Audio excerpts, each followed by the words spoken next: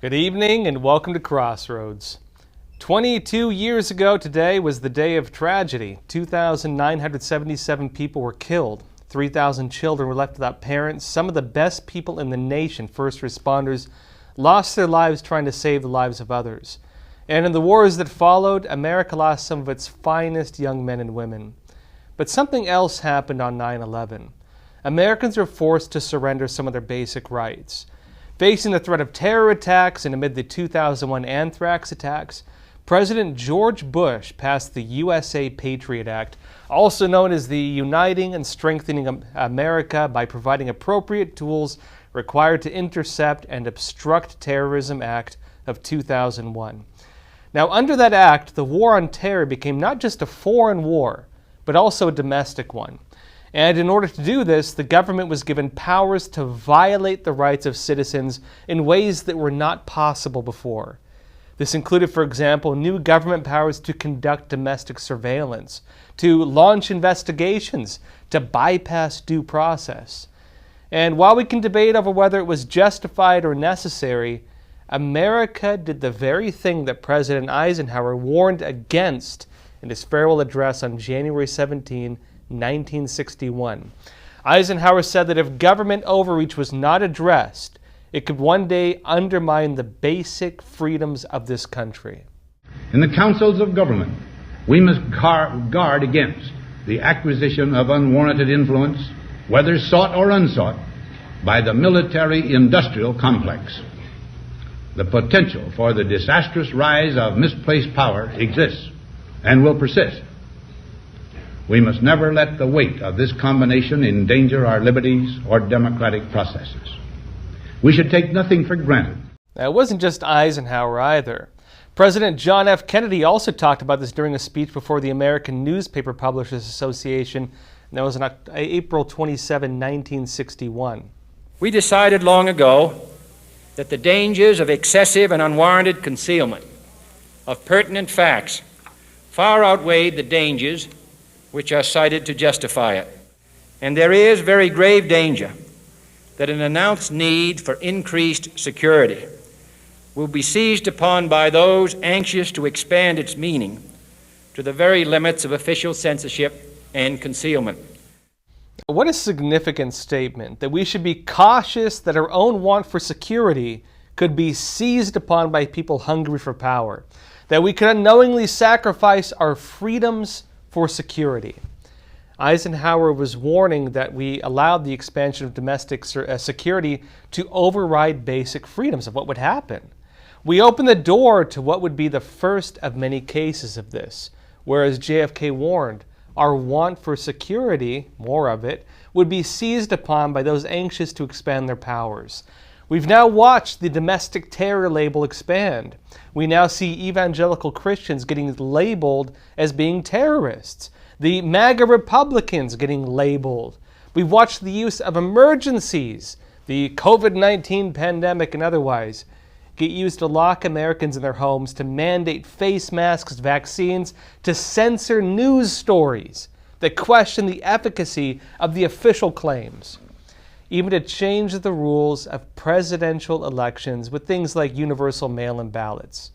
And with this new method of declaring a crisis, then using it politically, there's a growing concern that other issues are going to be used similarly. For example, the resurgence of COVID-19, the climate crisis. But this all hinges on a key question. One of those is that, does the United States need to address this sooner rather than later? Maybe. Can an emergency order suspend constitutional rights? Now, we might be finally getting an answer on this question. Protections against illegal searches and seizures, if you remember right, those were, of course, undermined through digital surveillance. Protections on legal procedures tend to depend on which judge you get. We've seen that constitutional rights on free speech can be undermined through public-private partnerships. For example, the government pressuring Twitter or Facebook to censor. And sure, the government cannot censor us directly, but well, apparently they can tell a private company to do it on their behalf. But then there are more visible violations of the Constitution, violations of our rights as Americans. There's also a line somewhere where, if crossed, is just a bit too noticeable, a bit too far. And in New Mexico, it looks like they finally found where that line is. New Mexico Governor Michelle Lujan Grisham issued an executive order last Friday. It puts people's Second Amendment rights on hold for at least 30 days. As of now, nobody is allowed to carry a firearm in public in Albuquerque or in the surrounding area. She used the shooting death of a kid outside a baseball stadium as the excuse. And she's launching this gun grab, or gun ban essentially, through an experimental legal process established by COVID-19, issuing a public health emergency order. Watch. You took an oath to the Constitution. Isn't it unconstitutional to say you cannot exercise your carry license? With one exception, and that is if there's an emergency, and I've declared an emergency for a temporary amount of time, I can invoke additional powers. No constitutional right, in my view, including my oath, is intended to be absolute. But it looks like this is already failing. The local police chief in the very Democrat city said he will not enforce it. The county sheriff said he's uneasy about it due to possible violations of the Constitution. The district attorney also declared that he will not enforce the gun ban. In fact, stated, "As an officer of the court, I cannot and will not enforce something that is clearly unconstitutional." Even pro-Second Amendment organizations, including the National Rifle Association, Gun Owners of America, they're preparing to sue the New Mexico governor. Gun owners are rallying in Albuquerque with their firearms in open defiance of the gun ban. Well, everyone, that's it for YouTube. For the rest of the episode, come join us on Epic TV. We're with a flash sale right now, 25 cents for a week.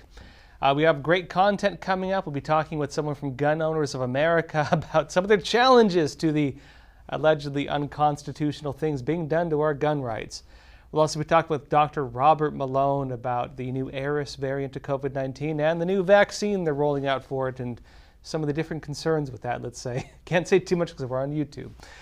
For this, again, come join us on Epic TV, epochtv.com. Link in the description. A lot of great content there, a lot of other good stuff, and again, these important discussions. I'll see you there.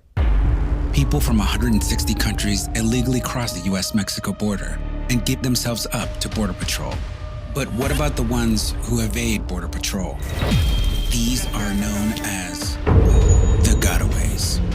You can safely assume that anybody that went through the extra effort to avoid U.S. Border Patrol was not an asylum seeker by default. It may not be today, it may not be tomorrow, but somewhere down the road, if somebody rapes and kills somebody, and we find out that they came through here on my watch, that's unacceptable. These men had surrounded my house. They were banging on my back door. They were banging on my front door. You can't understand it unless you're out here seeing it every day. 21 dead bodies on the property. Code 3 response. Is it wrong to ask people to come to your front door of your home? Then why would it be wrong to ask people to come to the front door of our nation? Their primary goal is to circumvent the checkpoints, go undetected. People that do not want to surrender, those are going to be the potential terrorists, the criminals, the real threat to the U.S. We were hoping the federal government would step in and do something, but they didn't. We have no clue who they are or where they're going. That's the scary part.